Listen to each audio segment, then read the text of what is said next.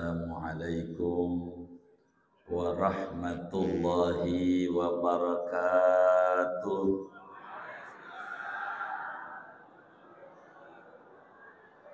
Alhamdulillahil malikil wadud alladzi zayyanal alam bizuhuri zainil wujud.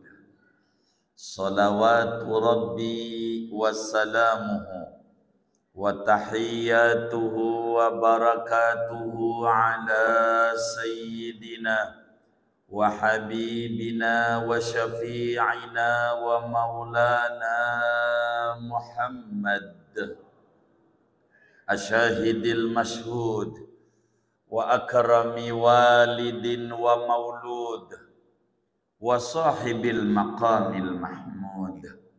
Fama min khuluqin fil bariyati mahmud illa wa huwa mutalaqqan an zainil wujud. Idhil kaunu kulluhu isyarah wa huwal maqsud. Wa ala alihi wa sahbihi wattabi'ina lahum bi ihsan ilal yaumil maw'ud. Amma ba'du fayaqulu Allah tabaraka wa ta'ala wa huwa asdaqul qailin. Qul innama ana basyarum mithlukum yuha ilayya annama ilahukum ilahu wahid. Wa qala nabiyyuna wa uswatuna wa qudwatuna wa maulana Muhammad la yu'minu ahadukum hatta yakuna hawahu taba'an lima ji'tu bih. Sadaqallah wa sadaqa Rasulullah sallallahu alaihi wa alihi wa sahbihi wasallam.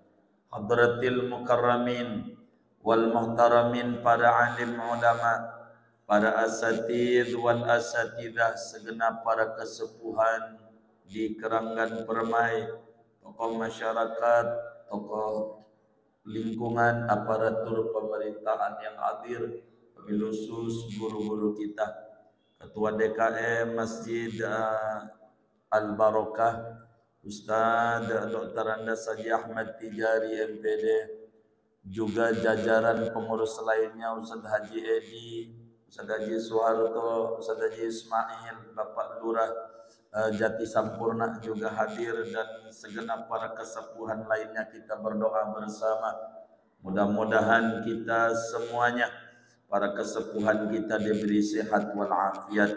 Allah mudahkan urusan dunia dan akhiratnya, sehingga terus mengayomi, membimbing kita bersama. Amin ya rabbal alamin. Bapak, Ibu, saudara-saudara sekalian yang mulia, mumpung masih ada anak-anak. Ini anak-anak nih mau dibagi duit enggak? Mau bagi duit enggak? Nih saya mau bagi duit. Ada nih. Sini duduknya. Saya mau bagi duit. Ada yang cewek kemari. Duduk depan. Saya mau bagi duit. Sini. Duduk situ tuh. Saya mau bagi duit. Siapa? Ada anak-anaknya. Duduk. Saya mau bagi duit. Sini sayang. Situ. Sini. Yang cewek, ada yang cewek. Mau saya bagi duit. Duduk. Ya, cakep. Ngadep sini. Nah, sini ngadepnya. Saya pengen bagi duit. Dengerin. Nabi yang maulidnya kita peringat malam hari ini, anaknya ada 7. Anaknya ada berapa? 7. Yang bontot namanya siapa?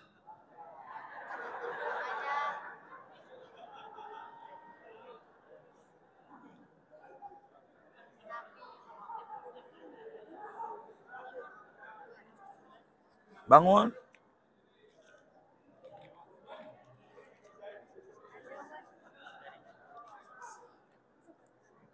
Nabi anaknya ada 7. Yang bontot namanya siapa? Fatimah. Mas, bangun. Fatimah. Salah.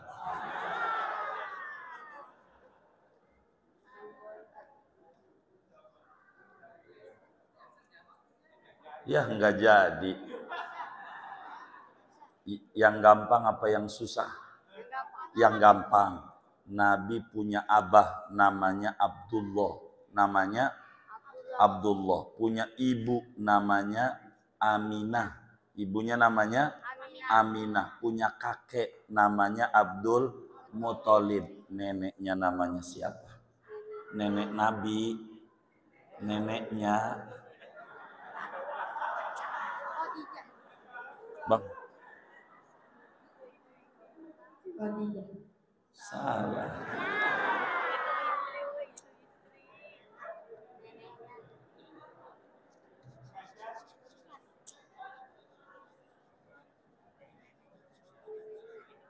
Ya kagak jadi. Nih yang gampang. Yang gampang apa yang susah? Iya baik. Nanti abahnya sama ibunya nanti saya mau ceramah. Buat kamu dulu nih berdapat duit. Nabi yang maulidnya kita peringati malam hari ini. Kalau motong kuku, ini motong kuku Nabi. Mulainya dari telunjuk tangan kanan. Pegang tangannya, telunjuk tangan, baru jari tengah kanan. Manis kanan, kelingking kanan, kelingking kiri, manis kiri, tengah kiri, telunjuk kiri, jempol kiri ditutup jempol kanan. Nabi tuh ingat nggak? Ingat nggak? Nabi motong kukunya, ingat nggak? Hah? Ingat nggak? Baik.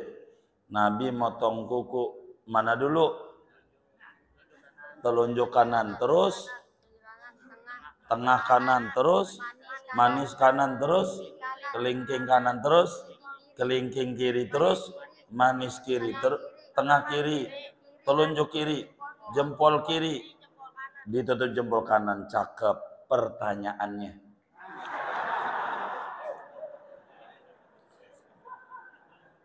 nih dengerin. Yang gampang apa yang susah? Yang susah. Yang gampang. Yang gampang. Siapa yang motong kukunya kemarin-kemarin udah nyontoh Nabi?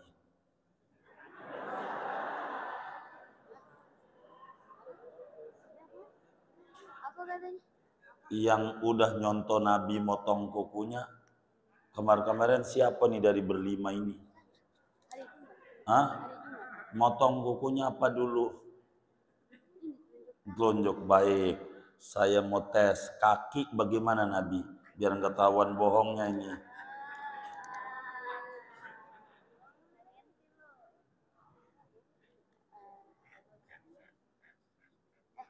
Pokoknya besok-besok motong kuku kayak begitu ya. Motong kuku nyontoh Nabi ya. Nah begitu. Insya Allah. Yang gampang dulu mumpung masih melek Pak. Sebetulnya ngajarin bapaknya sama ibunya. Gitu. Tapi kalau bapak ibunya nggak bisa kan malu juga ya. Ini motong kuku kaki, ngomong melek. Nabi pegang kakinya. Kalau Nabi motong kuku kaki dimulainya dari kelingking kaki kanan. Manis kanan, tengah kanan, telunjuk kanan, jempol kanan, jempol kiri, telunjuk kiri, tengah kiri, manis kiri, kelingking kiri. Ingat nggak? Baik, mana dulu Nabi motong kuku kaki? Kelingking kanan terus, manis kanan terus, tengah kanan terus, telunjuk kanan terus, jempol kanan, jempol kiri, telunjuk kiri terus, manis kiri terus, tengah kiri, manis kiri terus. Siapa yang kemarin udah motong kukunya udah nyontoh Nabi? Belum? Oh belum, ya nggak jadi lagi duit saya. Ya Allah. Ini yang gampang apa yang susah ya? Yang gampang, baik. Nabi istrinya ada 11. Nabi yang maulidnya kita peringati, istrinya ada, iya Nabi Muhammad. Istrinya jumlahnya ada 11. Yang istrinya dari Mesir namanya siapa?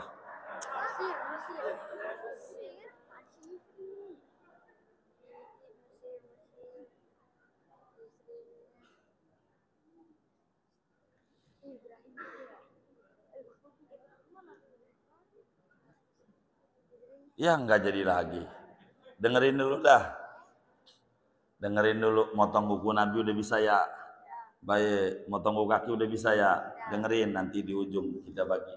Ya orang 5, dah 10 ribuan orang satu dah. 10 ribuan orang satu. Bagi berlima dah. Kasihan udah maju-maju. Agak laku duit saya. Ayo baik saya. Masya Allah. Agak laku duit saya. Bapak, Ibu, saudara-saudara sekalian, berbicara tentang Nabi Muhammad sallallahu alaihi wasallam, para ulama memiliki pendekatan berbeda-beda.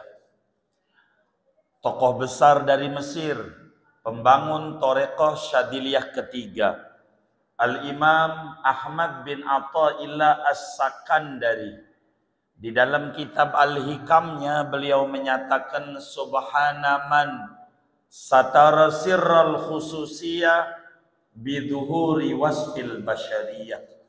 Maha suci Allah yang mentabiri rahasia keistimewaan daripada hamba pilihannya dengan dinampakkan sifat-sifat manusia biasa. Ibnu Athaillah menyoroti Rasulullah sallallahu alaihi wasallam yang maulidnya kita peringati malam hari ini ada dua aspek. Ada namanya aspek sirrul khususiyah dan ada namanya aspek wasful basyariyah. Sementara Imam Al-Qittani menyoroti Nabi dengan bahasa li sayyidil wujud maqamani, maqamul Ahmadiyah wa maqamul Muhammadiyah. Bagi Nabi Muhammad yang maulidnya kita peringati malam hari ini, ada aspek namanya maqam Ahmadiyah, ada namanya maqam Muhammadiyah.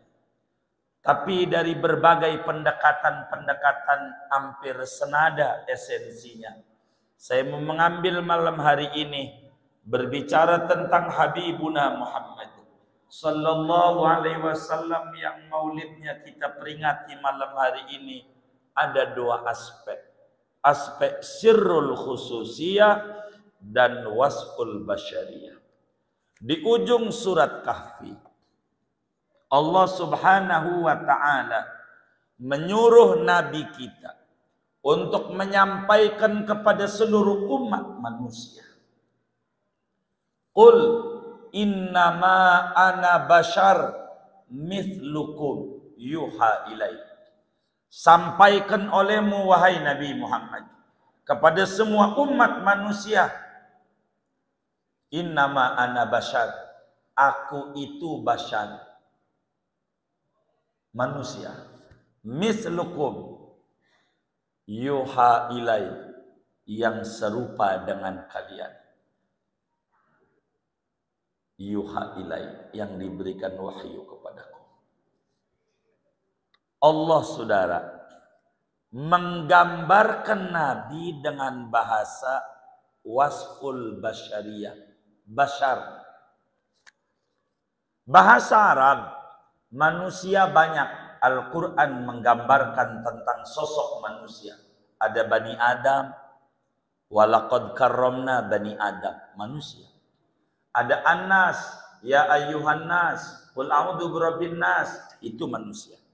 Ada insan, wal asri innal insan lafi khusr, itu insan manusia. Ada bashar, manusia.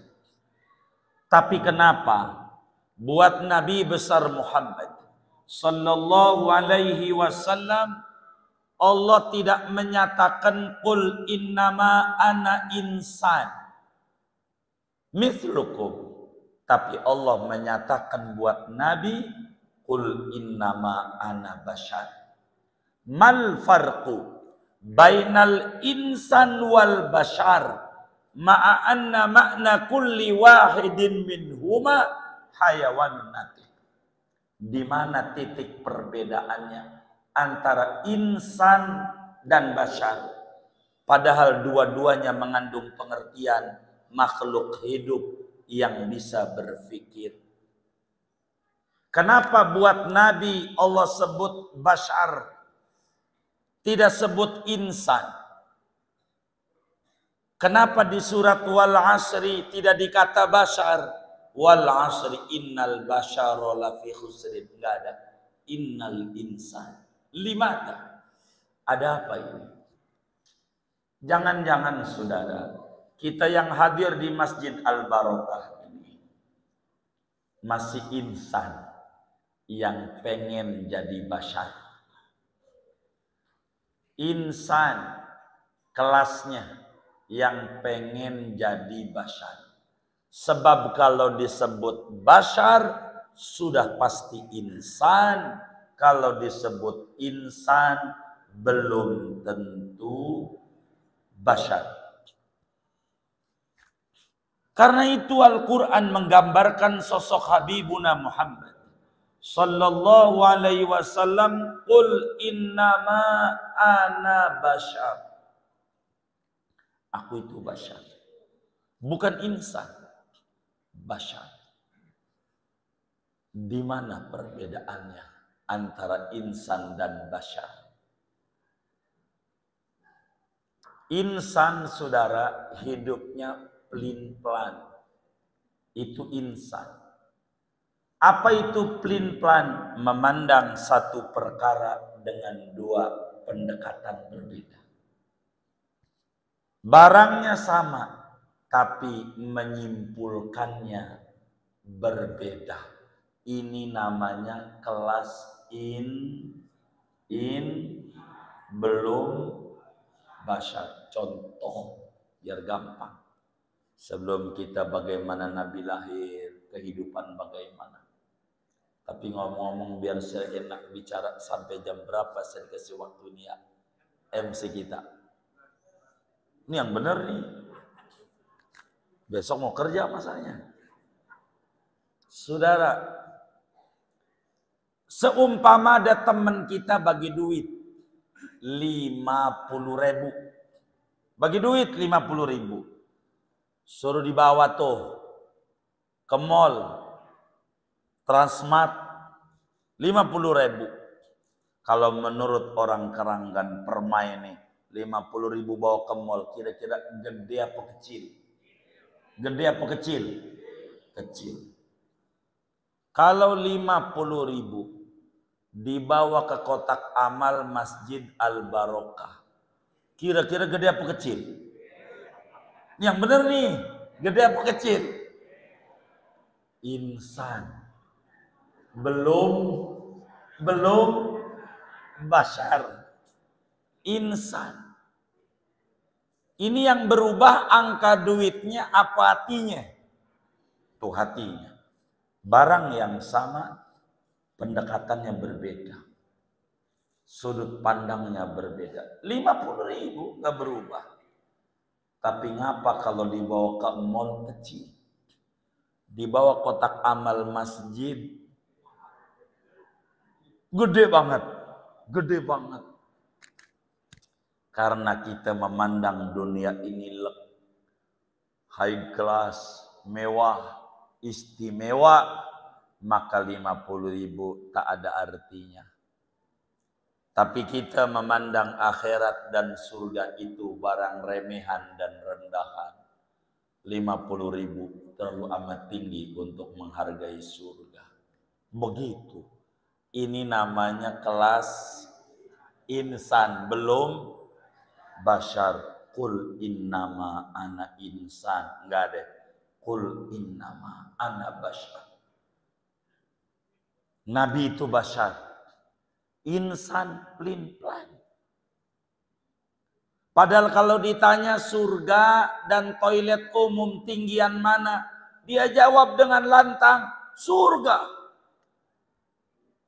Begitu jawabannya, dengan tegas. Tapi kalaulah di dompetnya itu ada 100.000, 50.000, 20.000, 10.000, 5.000, 2.000, ada kotak amal. Yang mana yang dimasukin? 2.000. Ke toilet umum kita pipis, berapa ngasihnya? Sama, surga tuh sama toilet sama di mata kita. Harganya 2.000. Betul apa betul? Ini insan namanya, insan, belum bashar. Ini pentingnya maulid. Supaya naik derajat kita dari insan menuju kepada bashar. Bapak, Ibu, Saudara yang mulia. Contoh, malam ada bola. Liga Inggris, MU. Seumpama. Ditungguin dari sore sampai malam. Jam 2 mainnya. Baru 15 menit itu kita punya mata ngantuk. Kira-kira dimatiin TV-nya apa bikin kopi? Sebenarnya nih, matiin TV-nya apa bikin kopi? Bikin kopi. Biar apa? Biar melek. Sementara kita baca Al-Quran, baru 1 ain nguap. Tahu nguap nggak? Baru 1 ain nguap. Kira-kira bikin kopi apa sodakollah? Insan. Belum bashar. Sodakollah. Allah juga ngerti. Mata ada haknya. Ini udah ngantuk, kudu istirahat. Ngapa waktu dinonton TV nggak dipakai dalil itu? Begitu. Ini namanya masih insan, belum bashar. Makanya qul innama ana bashar. Nabiyuna Muhammad sallallahu alaihi wasallam adalah bashar. Lanjutannya mislukum. Ulama qiraat berbeda-beda menyoroti ini. Ada ulama bilang ini berhentinya, wakofnya jangan di mislukum. Belum sempurna. Kudu diyuha ilai. Sementara ada seorang ulama lagi. Udah di mislukum aja. Udah cukup. Nggak usah diyuha ilai. Mislukum jadi. Ulama kata, tanpa mislukum kalimat ini jadi. Qul innama ana basyarun yuha ilai. Sampaikan olehmu Nabi Muhammad, aku ini manusia yang diberikan wahyu. Jadi, bahasa itu dimengerti. Bahasa itu dimengerti. Tapi kenapa Allah kasih catatan tambahan? Mislukum. Malam hari ini kita bicara Nabi Muhammad hanya pada batasan basyarun mislukum. Itu aja. Moga cukup sampai jam 12. Kuat. Ini yang benar nih. Iya enggak, sampai jam 10.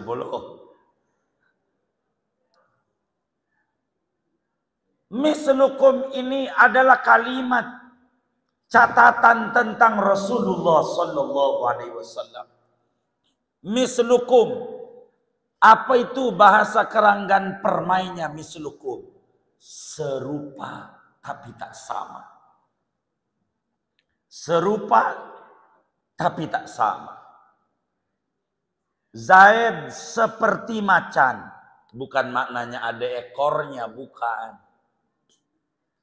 Seperti macan, bukan maknanya percis kayak macan, ada ekornya, kakinya 4, bukan.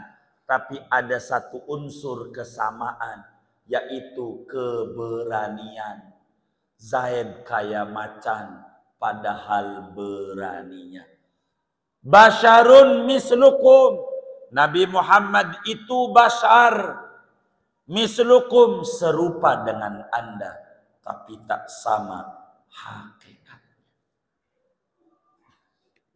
Nabi ini kayak kita, tapi tidak sama. Apanya aja tidak sama. Di mislukum udah cukup. Sebelum ngomongin yuha ilai, itu namanya misi risalah. Nabi ini adalah bashar, manusia. Artinya ada bapaknya, ada ibunya. Bashar. Begitu, ada pala terus sampai kaki. Mislukum, serupa dengan Anda, tapi tidak sama. Apanya ya. Nabi berkeringat, kita juga berkeringat. Kita maklumi bersama yang hadir di Al-Barokah. Keringat kita wangi apa kagak? Apa kata orang tua kita Pak Ismail? Keringat kita apa? Nabi keringat. Keringat Nabi bagaimana? Sayyidina Anas bin Malik. Nabi ini punya anak didik banyak. 124.000 orang. Syekh Nawawi Al-Bentani tuliskan di dalam kitabnya Bahjatul Wasail. Jumlah sahabat Nabi 124.000 orang. Salah satunya namanya Anas. Sejak Nabi injek kota Madinah, dia ikut sama Nabi. 10 tahun Nabi ada di Madinah sebelum meninggal dunia. 10 tahun itu juga Anas ikut. Anas ini punya bapak namanya Malik. Punya ibu namanya Ummu Sulaim. Malik meninggal dunia. Ummu Sulaim nikah dengan Abu Talha. Maka Anas anak tirinya Abu Talha. Anas ketemu Nabi umurnya 10 tahun. Saat Nabi injak Madinah, Anas baru berusia 10 tahun. Maka saat Nabi meninggal dunia, Anas umurnya 20 tahun. Masih muda. Anas. Tapi Anas termasuk minal muksiri. Sahabat yang meriwayatkan hadis cukup banyak. 2.223 hadis disampaikan kepada umat hafal dari Rasulullah Sallallahu Alaihi Wasallam. Dan Anas bin Malik satu-satunya sahabat yang anaknya banyak. Kalau di Keranggan, Permai ada orang punya anak 20. Banyak apa dikit? Dikit. Anas bin Malik anaknya 127 orang. Berapa Bu? 127 orang. Boleh buka di dalam kehidupan Anas. Dalam kitab Nurul Absar fi Manaqibi Ali Baitin Nabil Mukhtar. 127, 125 laki-laki, 2 perempuan. Ke 126 perempuan, ke 127 perempuan. Itu ketika ditanya, banyak amat anakmu Anas. Dikit. Gua pengen 150. Begitu. Satu anak bagi duit sama baba 1 juta sebulan. Berapa Anas dapat duit? Berapa Anas? 127 juta. 3 bulan kebeli kontrakan yang di samping rumah. Benar nggak? Apalagi kalau 150. Berkat doanya Rasulullah SAW. Al-Kathir At-Tayyib.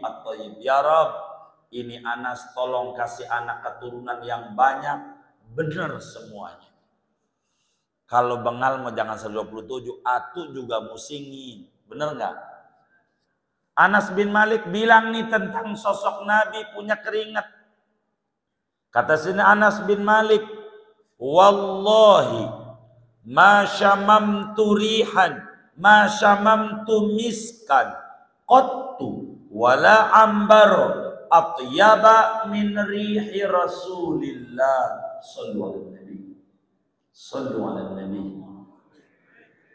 Kata Sayyidina Anas, saudara, demi Allah, Minyak wangi model apa saja saya udah cium yang dijual di Condet. Bener nggak? Dari Al-Hawi tuh sampai ujung Rindam, apa aja ada. Sampai ada yang jual minyak wangi malaikat subuh. Mau dipakai dohor, jangan. Itu malaikat subuh.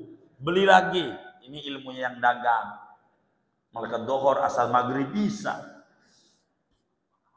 Model apa aja minyak wangi saya udah cium, tapi belum pernah saya mencium kasturi, ambar, gaharu, apa aja seharum bau keringatnya Nabi Muhammad. Qul innama ana bashar mislukum. Aku ini manusia serupa dengan Anda, tapi tak sama. Tak sama. Sama nama keringatnya, sama sebutan keringatnya, tapi hakikat keringatnya beda. Keringat Nabi wangi, keringat kita kata Pak Haji Ismail apa? Begitu yang menjadi materi kita malam hari ini. Nabi kalau mau sholat Jumat pakai minyak wangi. Kalau mau kumpul orang banyak, disemprot pakai minyak wangi. Kalau orang Karanggan Permai seumpama keringatnya pada wangi semuanya. Umpamanya keringatnya wangi. Mau sholat, mau pakai minyak wangi enggak? Kenapa enggak? Udah wangi. Ngapa Nabi keringatnya udah wangi? Kalau mau sholat kudu pakai minyak wangi. Inilah yuha ilai. Tadi disampaikan sama qori kita, laqad kana lakum fi Rasulillahi uswatun hasanah. Nabi ini hadir di tengah-tengah kita sebagai teladan bagaimana kepatuhan seorang hamba kepada Allah.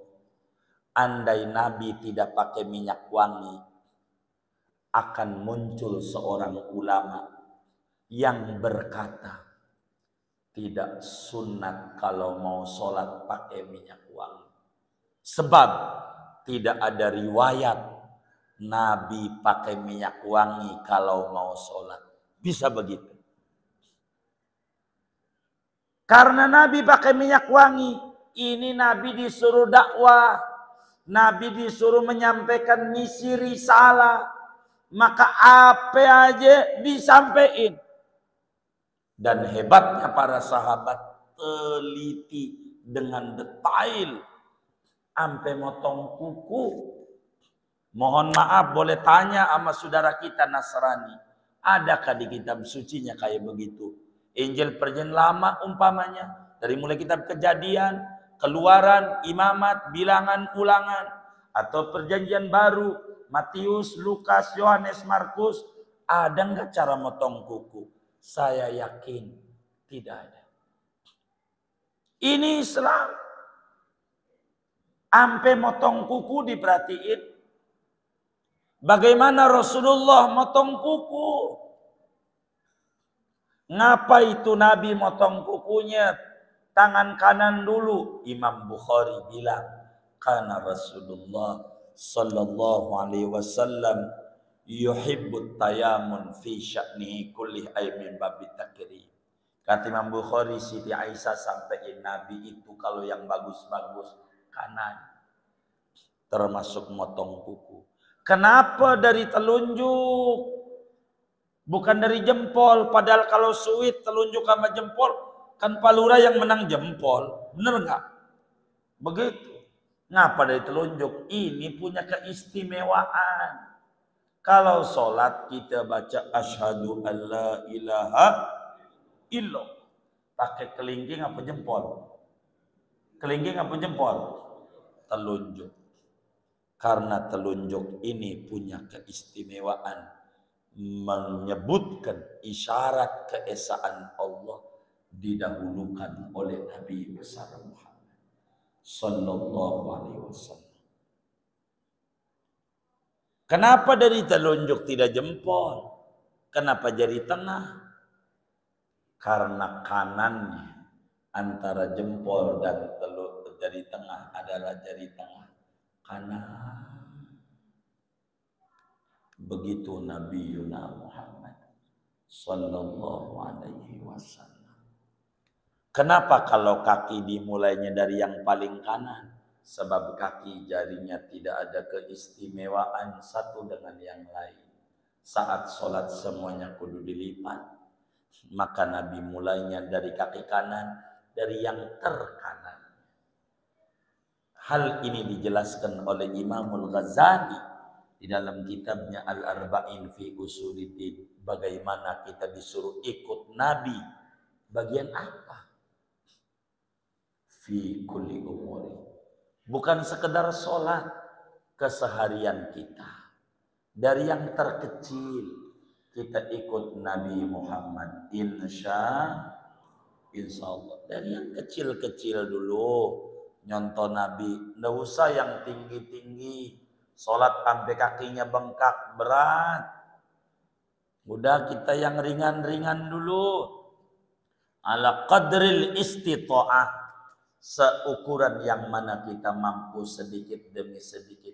Maka kenapa saudara kita sebagian muslim kurang suka sama maulid? Karena mereka kurang mau mengajak umat Islam dekat sama nabinya.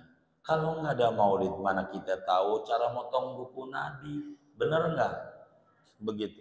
Jangan-jangan ada di antara kita dari kecil motong buku selagu-lagunya aja. Yang mana dulu ke tangan-tangan gue, kaki-kaki gue. Bener nggak? Kan bisa ada yang kayak begitu. Kalau kita maulid sedikit demi sedikit nyontoh Nabi besar Muhammad sallallahu alaihi wasallam, insya Allah. Keringatnya sama judulnya, tapi isinya beda. Beda. Ini Nabi. Beda. Apanya aja. Sampai sahabat perhatikan bagaimana Rasulullah sallallahu alaihi wasallam memakai baju. Diperhatiin lengan tangan kanan dulu. Lalu dikancingin dari bawah ke atas. Kalau nyopot dari atas ke bawah. Nabi, kalau kita ini baju-baju gua, yang pakai juga gua, ngancingin mana dulu ke? Bener nggak? Ini Nabi enggak. Dan ternyata ini dicontoh oleh saudara kita non muslim. Saya punya teman Cina, dagangnya celana jeans, kaya, punya apartemen, punya rumah di Pondok Indah juga ada. Itu dia contoh tuh Nabi, bikin celana kayak yang dipakai Pak Lurah. Itu dikasih resleting.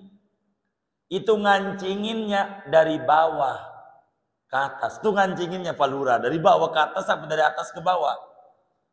Hah?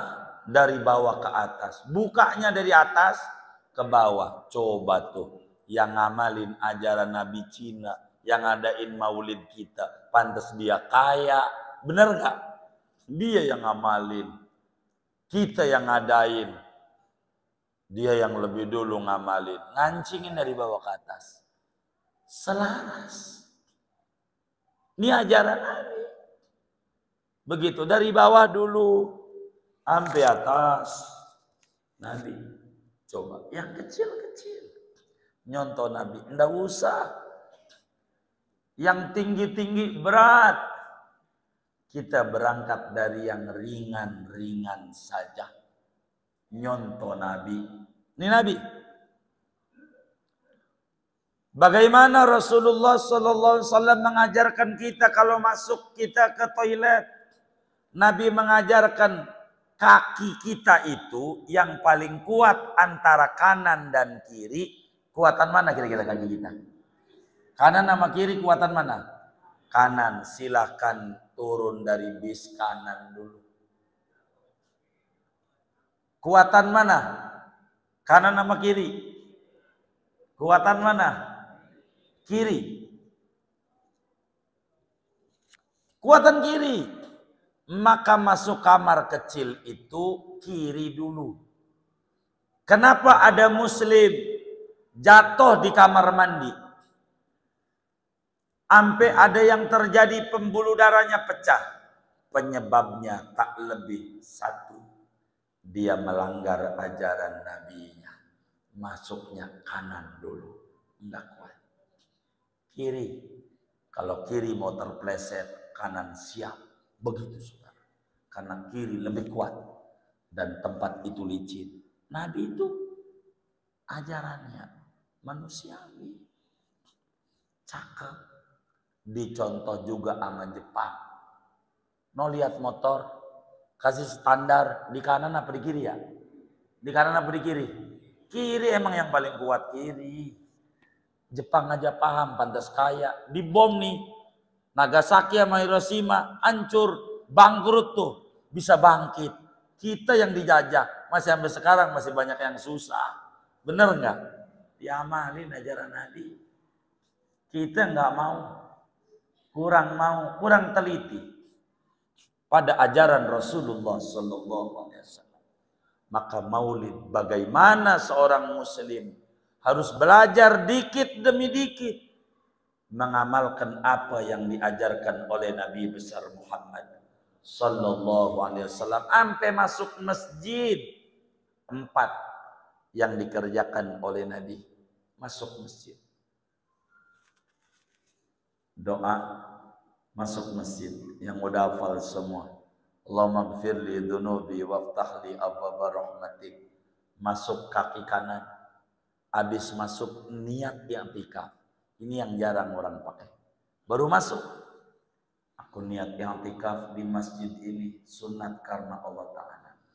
Keempat, kalau ada kesempatan, waktunya luas, punya wudu, sholat tahiyatul masjid 2 rakaat. Idza dakhala ahadukumul masjid fala yajlis hatta yusalli raka'atain. Bila masuk masjid jangan duduk dulu. Kalau punya wudu salat dulu 2 rakaat. Tapi kalau acara sudah mulai maka masuk masjid jangan salat. Sebelum duduk baca baqiyatus sholihat 4 kali. Subhanallah walhamdulillah wala ilaha illallah wallahu akbar. Subhanallah walhamdulillah wala ilaha illallah wallahu akbar. Subhanallah walhamdulillah wala ilaha illallah wallahu akbar. Subhanallah walhamdulillah wala ilaha illallah wallahu akbar. Duduk. Begitu Islam ajarin. 4 kali sama ganjarannya dengan tahiyatul masjid 2 rakaat. Ibnu Abbas sampaikan ajaran Nabi ini. Jangan sampai ada guru ngajar di Al-Barokah. Di depannya, sorry guru, ajaran Nabi tahiyatul masjid. Kapan kelarnya itu ngajar? Udah duduk aja, tapi sebelum duduk baca baqiyatus sholihat. Islam itu indah, enak, mengenakan. Inilah Rasulullah Sallallahu Alaihi Wasallam. Kita maklumi bersama. Beliau lahir dalam qaul masyhur malam Senin menjelang adzan subuh tanggal 12 bulan Rabiul Awal tahun gajah, dengan kondisi ayah yang sudah meninggal duluan dalam usia 2 bulan. Ikut ibunya, baru lahir disusui oleh ibunya Sayyidah Aminah, lalu Siti Suwaibah 3 hari, lalu kebiasaan adat bangsa Arab dibawa ke perkampungan karena Mekah kota metropolitan, dibawa ke daerah yang masih peradabannya bagus, dibawa ke kampung Sa'ad di Taif. Halimatus Sa'diyah 2 tahun diurus, kontraknya habis, pulang lagi sebentar, pulang lagi 2 tahun, 4 tahun di Taif. Namanya kampungnya Duwaidi. Dari pusat kota Taif kurang lebih 20 kilo. Dari pusat kota Taif, kalau mau ke rumahnya Siti Halimatus Sa'diyah.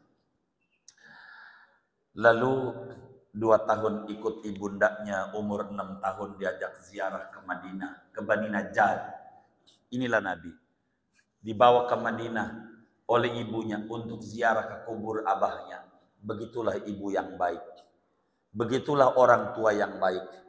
Ajak, kalau abahnya udah meninggal ke kubur ayahnya. Ini orang tua zaman akhir tidak mencontoh pada bagian ini. Ke mall anaknya diajak. Ke mall. Ke Ragunan timbang ngakurin muka ama buyutnya. Diajak juga tuh anak. Ke Dufan diajak. Ke Puncak diajak. Ke Guci diajak. Ke Bali diajak. Kemana tempat hiburan diajak. Ke masjid. Ke majelis. Ke kuburan abahnya enggak diajak. Tapi selalu doanya pengen anaknya soleh. Ngimpi. Tarjun najata. Walam tasluk masalikaha. Inna safinata la tajri alal yabasi. Anda pengen anaknya soleh. Tapi prosedur yang dibawa, yang dikerjakan adalah salah. Ngimpi. Ke tempat hiburan gak usah diajak. Gak usah. Ntar juga udah gede. Bisa sendiri. Betul enggak? Ini ke kubur abah nih sama ibu kita nih. Biar dia tahu, lebih-lebih orang Betawi di Bekasi. Itu tanah yang kita tempatin kebanyakan adalah tanah baba kita sama nyak kita. Bener nggak? Begitu kadang kontrakan saban bulan yang kita ambilin. Punya baba juga, punya nyak dari dia. Masa ke kuburannya kagak pernah diajak tuh anak. Panas tong, panas. Panas. Kagak dibawa, udah begitu pengen anaknya soleh. Bagaimana?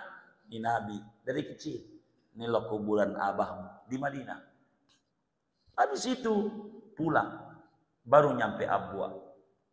Wafatlah ibunya, jatuh sakit dan wafat, meninggal di Abwa. Abwa itu tengah-tengah antara Mekah dan Madinah, lewat jalur selatan. Jalur selatan dari Madinah ke Badar, Yanbu, Tabuk, baru kemudian Abwa, habis Abwa, Rabeg, Juhfa, Tual, baru masuk Mekah lagi. Jalur selatan. Bedanya sama Indonesia, kalau selatan Indonesia gunung, utara laut. Kalau di Mekah antara Madinah Mekah, selatan laut, utara gunung. Yang saudara umroh dan haji itu namanya jalur utara, lebih cepat. Tapi dulu zaman Nabi jalur selatan. Begitu, jalur selatan. Cukup jauh. Memakan waktu 700 km. Beda 200 kilo. Antara jalur yang sekarang Bapak Ibu umroh dan haji. Itu 500 km. Jalur utara. Ikutlah Nabi sama kakendaknya Abu Abdul Muttalib. Nama aslinya Syaibatul Hamdi. 2 tahun. Umur 8 tahun kakendaknya meninggal dunia. Ikut pamannya Abu Thalib. Nama aslinya Abdul Manaf. Anak paling tuanya Talib. Maka disebut babanya si Talib. Bahasa Arabnya Abu Thalib. Abu Thalib lalu kemudian itu begitu sayang kepada Nabi. Pada akhirnya Nabi sebagai yatim tidak mau menjadi pengemis. Ingin dagang. Ingin bisnis. Dari umur 12 tahun sudah berbicara bisnis. Sampailah Nabi umur 25. Pada akhirnya menikah dengan Siti Khadijah. Sebelumnya sebagai karyawan. Bagaimana cara bisnisnya Nabi. Yang dicontoh oleh retail-retail yang ada. Menjamur di kita punya negeri. Itu cara bisnisnya Rasulullah. Pada bagian lain saya menerangkannya cara bisnis Rasulullah. Lalu kemudian umur 35 Nabi menyatukan bangsa Mekah. Di mana berebut siapa ini yang berhak meletakkan Hajar Aswad. Pada akhirnya Nabilah yang berhak meletakkannya. Di Masjidil Haram ada tulisan pintu Babun Nabi, Nabi Gate. Itulah kasus di mana Nabi meletakkan Hajar Aswad. Umur 39 tahun 6 bulan Nabi khalwat di Jabal Nur di Gua Hira. Kurang lebih 6 bulan. Tepat umur 40 Nabi menjadi Rasul. 13 tahun Nabi dakwah di Mekah, umur 53 hijrah ke Madinah 10 tahun sehingga umur 63 Nabi meninggal dunia. Dari singkatnya ini sejarah Nabi ini saudara, keberhasilan dakwahnya ada dua yang mendasari. Keberhasilan dakwah Nabi. Yang pertama, Nabi itu pribadi yang luhur budi.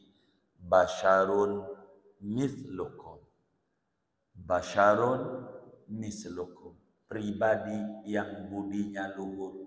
Di antara keluhuran budi Nabi, satrul uyub. Nabi itu pandai menutupi kekurangan orang lain. Di sekeliling rumah Nabi ini ada emperan. Itulah tempat Ashabus Suffah. Apa itu Ashabus Suffah? Orang-orang miskin Madinah yang terlantar, diopeni oleh Nabi, dikasih makan oleh Nabi. Apa yang Nabi makan, dia makan. Apa yang Nabi tidak makan, dia tidak makan. Banyak. Pimpinannya namanya Abu Hurairah. Itu Abu Hurairah, santrinya Nabi, orang-orang miskin Madinah yang tinggal di samping rumah Nabi Muhammad sallallahu alaihi wasallam. Satu hari enggak ada makanan di rumah Rasulullah sallallahu alaihi wasallam, sehingga ini orang-orang enggak punya, enggak makan dari pagi sampai sore. Maghrib alhamdulillah ada yang bawain kebuli daging unta. Kebuli daging unta. Tahu unta enggak? Tahu unta enggak? Tahu unta enggak? Tahu. Kata Pak Lurah kita, unta itu tidak mengandung kolesterol, tidak, tapi mengandung anaknya. Benar enggak Pak Lurah? Tuh, Lurah, emang Lurah Jati Sampurna hebat. Ini kebuli daging unta. Maghrib digelar tuh makan kebuli. Digelar. Bilal azan, Isya, Allahu Akbar, mau makan. Nabi tuh ngerti sama umat, inilah wa ma arsalnaka ila rahmatan lil alamin. Makanan udah siap, azan masuk, kata Nabi dalam hadis yang sahih, idza hadarul isya wal asya quddimal asya. Bila waktu isya masuk, makanan udah siap, makan aja dulu, sholatnya ntar. Kata para sahabat yang dari pagi enggak makan, cocok. Bener nggak? Tuh ajaran Nabi tuh saudara. Pas. Jadi sholat nih, kita memahami Islam tuh harus luas, sehingga Muslim tuh kepribadiannya luas. Mana amalan yang paling tinggi? Sholat awal waktu. Untuk siapa? Tuh begitu. Untuk siapa? Enggak semua orang. Ajaran Nabi. Sholat awal waktu bagus. Betul. Tapi ada orangnya. Kalau saudara sebagai dokter, lagi bedah perempuan, mau sesar, baru dirobek perutnya. Dengar adzan dari Masjid Al-Barokah. Sorry. Allah udah panggil, gue mau sholat dulu. Modar tuh perempuan, modar. Bener nggak? Islam bukan begitu. Anda kelarin dulu ini. Rapi tengah 2, udah rapiin. Lu sholat dohor jam 2. Islam. Yang kayak begitu. Begitu juga lagi di tol, Jagorawi. Dengar samping tol. Allahu Akbar, Allahu Akbar. Kuat tabrakan. Tar di rest area, saya sholat duhur. Islam begitu. Lagi makan, udah siap. Kata Abu Hurairah, mana Bilal nih kagak ngerti banget. Adzan lagi. Nabi ngerti sama umatnya. Bila makanan udah siap, waktu Isya udah masuk, makan dulu. Alhamdulillah. Tuh begitu. Makan. Tapi kalau pancinya baru ditaruh di kompor gas, sholat dulu. Sampai sholat kelar belum matang juga tuh nasi. Bener nggak? Jadi dilihat. Ini rahmatan lil alamin. Pada makan tuh sahabat. Makan kebuli daging onta. Udah tanggal 11. Gimana ini? Udah belum? Oh belum. Di tengah-tengah makan ada sahabat yang buang angin. Buang angin. Ya Allah, buang angin. Kalau bunyi aja mendingan. Ini kagak bunyi. Dari pagi kagak makan. Perut isinya apa? Ya angin. Itu buang angin. Sampai Nabi juga begini-begini juga. Abu Hurairah nanya. Kata Abu Hurairah, siapa ini yang kentut? Lu ya? Barangan nuduh. Kagak gua. Itu kagak ada yang ngaku. Kagak ada yang ngaku barangan tuh. Ternyata saudara, orang Keranggan Permai, kalau kentut enggak ngaku ada gurunya. Dari dulu. Dari dulu. Kagak ngaku. Kagak ada yang ngaku barangan tuh. Lu ya barangan, lu kali yang nuduh. Biasanya yang nuduh itu yang duluan yang buang angin tuh. Udah kagak ada yang ngaku. Tapi Abu Hurairah cerdas. Kata Abu Hurairah radhiyallahu ta'ala boleh lu pada kagak ngaku lu, boleh. Ntar abis makan sholat isya. Kalau orang sholat kudu punya wudhu, maka yang kentut bakal wudhu. Nah saat wudhu ketahuan lu, boleh sekarang lu kagak ngaku. Boleh lu sekarang kagak ngaku. Tapi nanti ketahuan. Itu yang buang angin, jantungnya. Duk. Dadanya. Waduh bagaimana ini. Bahaya ini. Bisa viral di TikTok. Ngentutin Nabi Muhammad. Tapi Nabi akhlak mulianya satrul uyub, pandai menutupi kekurangan orang lain. Maka kata Nabi dalam hadis yang sahih, Imam Ahmad tuliskan dalam musnadnya, kata Nabi, man akala lahmal jazur fa alaihil wudu. Siapa saja yang makan daging unta jangan sholat dulu, wudu dulu. Kata Nabi.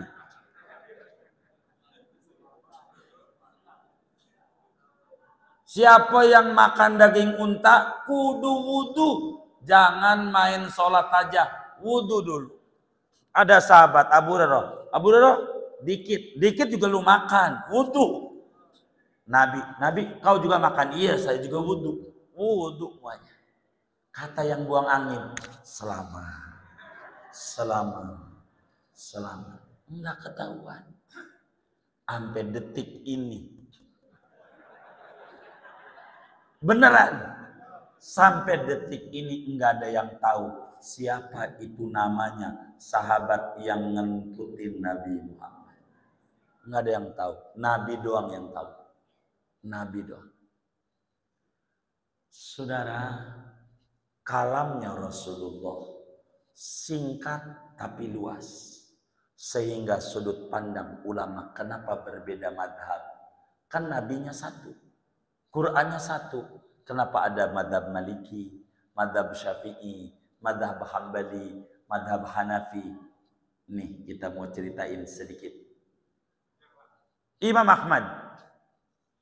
Kata Imam Ahmad dalam madhabnya seperti dituliskan dalam kitab Zadul Mustaqni', Fikih Hambali.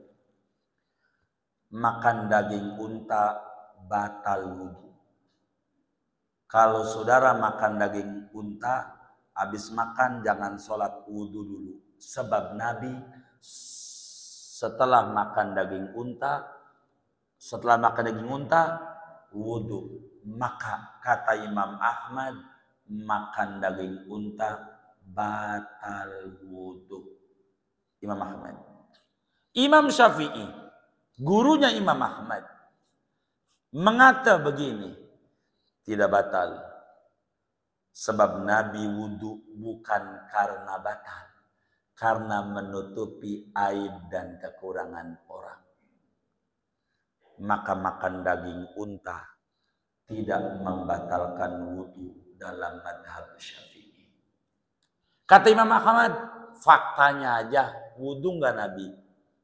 Wudu enggak Nabi? Wudu. Iya kudu wudu. Saya tidak mau tahu Sebabnya apa? Yang penting faktanya wudu. Ya udah, pokoknya makan daging unta kudu wudu. Ini Imam Ahmad pendekatannya kayak begitu. Dari satu hadis, Imam Syafi'i berbeda. Ada latar belakang. Kudu ditinjau juga latar belakang. Begitu.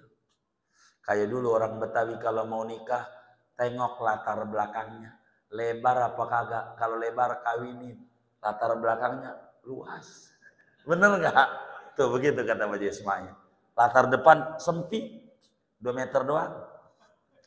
Maka lihat asbabul wurud, latar belakang terjadinya kalamnya Rasulullah SAW.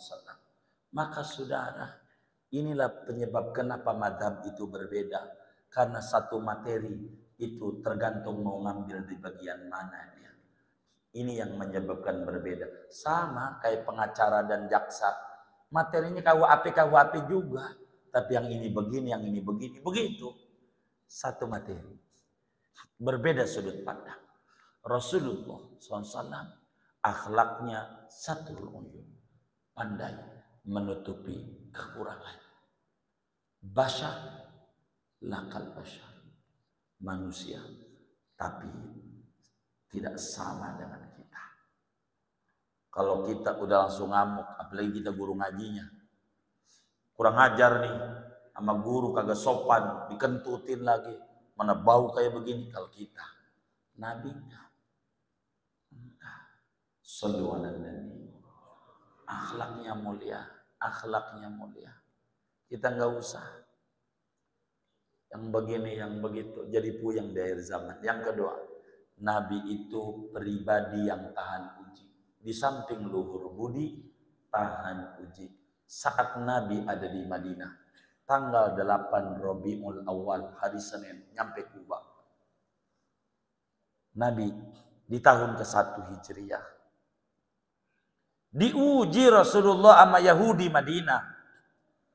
Dengar orang pada nyambut, tola al-badru alaina, tola al-badru alaina. Min saniyatil wada'i wajib syukru alaina ma da'a lillahi da'i. Ada Yahudi 3 orang. Apa iya Muhammad itu Rasulullah? Kita tes. Kalau dia Rasul, mesti ada mukjizat. Biji korma digoreng dari pagi sampai dohor. Enggak usah sampai dohor, bentar juga kalau digoreng. Lama mau gosong. Gosong enggak? Gosong. Dibawa dohor ke Rasulullah biji kurma. Muhammad, apakah engkau ini Rasul? Ya. Ana Rasulullah. Aku utusan Allah. Musa sebagai Rasul punya mukjizat bisa ngebelah lautan. Ente apa mukjizatnya? Maumu apa? Tuh mukjizat. Mukjizat itu kudu diminta. Kalau nggak diminta nggak dikasih. Mukjizat. Maumu apa? Kata Yahudi, ini biji kurma. Kau tanam. Suruh ditanam. Tapi Nabi cerdas. Kata Nabi, masalah nanam mau gampang. Hidup itu yang paling cakep kerjasama. Kerjasama bagaimana? Kalau saya yang nanam, sampean yang nyiram. Kalau saya yang nyiram, sampean yang nanam. Terserah mau pilih mana. Bagi-bagi tugas. Yahudi mikir, nanam sekali. Nanam sekali apa berkali-kali? Kalau nyiram, berkali-kali. Nanam sekali. Kalau gua yang nanam, kagak tumbuh. Kan udah digoreng. Kalau agak tumbuh yang disalahin gua. Kalau gua milih nyiram, ya lama. Gimana? Sama temennya bertiga. Ya nggak mungkin lah kita nanam. Nyiram. Ya. Muhammad, kita yang nyiram. Baik. Kalau Anda yang nyiram, saya yang nanam. Siap. Maka Nabi di Kuba digali, tanam. Bismillahirrahmanirrahim. Tanam lagi. Bismillahirrahmanirrahim. Bismillahirrahmanirrahim. Tanam. Kata Yahudi, kok kagak tumbuh? Belum disiram. Siram dulu. Lah sumurnya kalau di Keranggan kan mendingan paling juga 5 meter 10 meter keluar air. Haram. Bener nggak? Lah dia nimba. Siram. Kau belum numbuk, baru juga sekali. Lah besok kamu datang. Saya mau singkat, besok disiram pagi, dohor, sore. Tumbuh. Kurma tumbuh. Kaget tuh Yahudi. Loh bisa numbuh ya? Begitu. Numbuh. Dan buahnya ini kurma. Kalau kata orang Keranggan, maknyus. Apaan? Apaan? Maknyus. Bahasa Arabnya ajwa. Bahasa Arabnya ajwa. Satu-satunya kurma sedunia yang warnanya hitam banget, kurma ajwa. Saya mau tanya, kenapa warnanya hitam banget? Kenapa warnanya hitam banget? Ah? Bijinya gosong, makanya hitam. Kedua, kenapa kurma ajwa dinamakan kurma Nabi? Yang nanam Masa maulid bid'ah kan kita gak tahu sejarahnya kurma ajwa, bener nggak? Ya Allah, itu begitu saudara. Maka kurma ajwa itu kurma Nabi, sebab yang nanam Nabi. Kurma ajwa satu-satunya kurma, yang lain hitamnya rada coklat. Ini hitam banget. Kenapa hitam banget? Iya, bijinya gosong, digoreng. Udah tanggal 11, kasihan, nanti aja lagi. Masih panjang nyeritain Rasulullah sallallahu alaihi wasallam, masih panjang. Hal yang paling penting bagi kita bersama, pelan-pelan kita baca tentang Nabi, karena ini adalah pintu kita buat dekat dengan Rasulullah sallallahu alaihi wasallam. Kita dekat dengan Nabi. Tadi diminta oleh panitia suruh bagi solawat. Begini kalau solawat, ada solawat supaya kita dekat dengan Nabi dan memiliki efek besar di dunia. Efek besar di dunia. Solawat ini diantaranya menghilangkan penyakit. Penyakit yang bikin orang jadi stres. Jadi solawat ini kalau dibaca oleh kita dengan serius, khusyuk, enggak banyak kita baca. Solawat ini akan menghilangkan tekanan dana rendah. Apaan? Apaan? Apaan? Tekanan dana rendah. Gitu. Kalau dana itu rendah, bakal muncul darah tinggi. Benar nggak Pak Lurah? Darah tinggi, uring-uringan, jalan aja susah. Maka akan hilang tekanan dana rendah. Asal ini dibaca solawat. Kita baca solawatnya sama-sama. Bismillahirrahmanirrahim. Allahumma salli ala Sayyidina Muhammad salatan takunu likulli usrin yusra wa likulli da'in dawa'a wa likulli saqamin shifa'a wa ala alihi wa sahbihi wa sallim. Udah hafal kan? Alhamdulillah. Belum? Allahumma salli ala Sayyidina Muhammad salatan takunu likulli usrin yusra wa likulli da'in dawa'a wa likulli saqamin shifa'a wa ala alihi wa sahbihi wa sallim. Ini salawat. Andai kita ada penyakit badan, hipertensi dan seterusnya, gejala stroke, kita baca ini, termasuk gejala tekanan apaan? Dana rendah. Tekanan dana rendah. Baca saban malam, ndak usah banyak. 277 kali. Bentar, 15 menit. Enggak lama. 277 kali 15 menit. Enggak lama. Dikit. Tiap malam. Baca malam. Ya enggak mesti tahajud habis maghrib menjelang isya aja nunggu di Al-Barokah bisa. Ibu-ibu lagi main baca aja. 277 kali baca saban hari. Wis insya Allah benar-benar barokah. Rezekinya makin barokah. Usahanya makin barokah. Umurnya barokah. Keluarganya barokah. Anak keturunannya barokah. Lingkungannya barokah. Allah beri barokah dunia, barokah akhirat. Asal ini dibaca 277 kali. Amalin, kita cek tahun depan. Kalau masih kena tekanan dana rendah juga berarti kagak diamalin. Udah begitu aja rumusnya.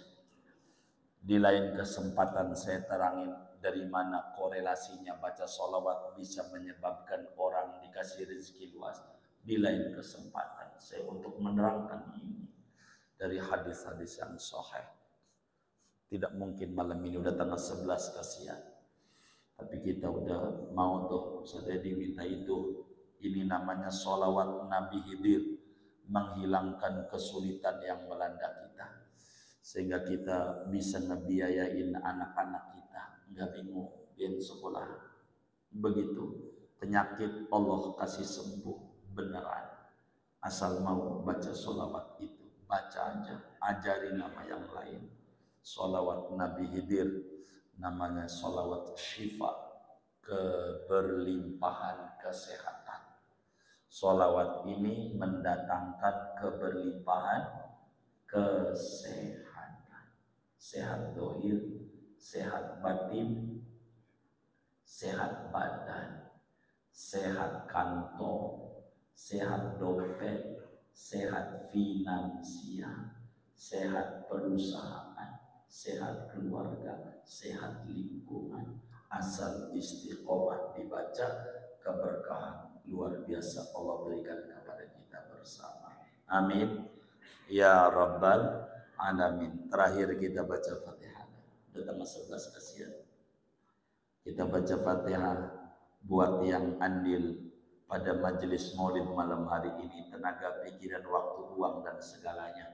Moga semuanya dicatat sebagai saksi kebajikan yang diterima oleh Rasulullah sebagai persembahan dari umatnya, dari warga Keranggan Permai, lingkungan Masjid Agung Al-Barakah ini. Mudah-mudahan Allah berikan semuanya qabul hajat dunia, hajat akhiratnya, dapat syafaat daripada Nabi Muhammad, anak keturunannya pada tinggi derajatnya semuanya, dan ganjarannya disampaikan kepada almarhumah keluarga yang diniatkan kubur mereka menjadi raudhah min riyadil jannah. Allah muliakan mereka di alam barzakhnya, Allah senangin mereka di alam barzakhnya, Allah muliakan mereka di alam barzakhnya, Allah curahkan limpahan ampunan, rahmat dan keridhaan di alam kuburnya. Amin. Al-Fatihah.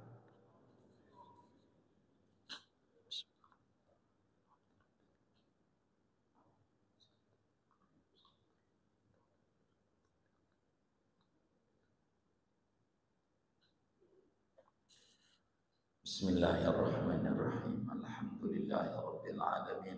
Allahumma shalli ala sayyidina Muhammad salatan takunu likulli usrin yusra wa likulli da'in dawa'a wa likulli saqamin shifaa'a wa ala alihi wa sahbihi wa sallim. Allahumma ya awwalal awwalin wa ya akhiral akhirin wa ya dzal quwwatil matin wa ya rahimal masakin wa ya arhamar rahimin, irhamna jami'an wal muslimin birahmatikal wasi'ah. Allahumma innana jami'an qad hadarna majlisa dzikra maulidi nabiyyikal mukhtar walana hajat walana amal kuminat fi sudurina wa laysat biha khafiyatin anka Allahumma fa bihaqqi sayyidina Muhammad wa ali sayyidina Muhammad ij'alna wa auladana wa dhurriyyatina min ahli ilmi wa ahli khairi wa ahli Quran wa ahli mahabbah li Rasulillah zahiran wa batinan wa tahsyuruna biha wa iyyahum bi zumratis salihin fid dunya wal akhirah wa ala alihi wa sahbihi wa sallim. Ya Allah, Ya Rahman, Ya Rahim, kami semua malam hari ini berkumpul di rumah-Mu, Masjid Agung Al-Barakah, dalam rangka mengungkap ulang sejarah hidupnya Nabi-Mu, kekasih-Mu Sayyiduna Muhammad. Ya Allah, di hati kami punya hajat yang banyak yang Kau mengetahui detil hajat itu. Ya Allah, dengan keagungan Nabi Muhammad sahibul maulid, dengan keagungan Rasulullah, ya Allah, ijabalah segala doa dan pengharapan kami. Ya Allah, wujudkan segala hajat-hajat kami, sembuhkan kami daripada penyakit zahir maupun penyakit batin. Ya Allah, jadikan kami, keluarga kami, anak keturunan kami termasuk ahli ilmu, ahli ibadah, ahli mutabaah kepada Rasulullah, ahli Quran. Ya Allah, dengan sebab kami mengadakan maulid, hadir di majelis maulid, sampaikan kami, keluarga kami, anak keturunan kami untuk ziarah kepada Rasulullah, ziarah ke Baitullah berkali-kali bersama keluarga tercinta kami. Ya Allah, kami mohon kepadamu kecintaan yang mendalam kepada Nabi Muhammad, kecintaan yang mendalam kepada orang-orang yang mencintai Nabi Muhammad, kecintaan mendalam kepada amalia-amalia yang menghantarkan kami meraih cintanya Nabi Muhammad. Ya Allah, kurniakan kepada kami syafaatnya Nabi Muhammad di dunia, di kubur, dan di akhirat. Kumpulkan kami ya Allah bersama hamba-hamba yang mencintai Nabi Muhammad, di bawah benderanya Nabi Muhammad. Masukkan kami semuanya ke dalam surgamu bersama Nabi Muhammad. Ya Allah, Ya Allah, Ya Allah, Ya Arhamar Rahimin. Rabbana atina fid dunya hasanah wa fil akhirati hasanah wa qina adzabannar. Rabbana taqabbal minna innaka antas samiul alim, tub alaina innaka antat tawwabur rahim. Sallallahu wasallam ala khairil Muhammadin wa ala alihi washabihi ajmain. Walhamdulillahi rabbil alamin. Assalamualaikum warahmatullahi wabarakatuh.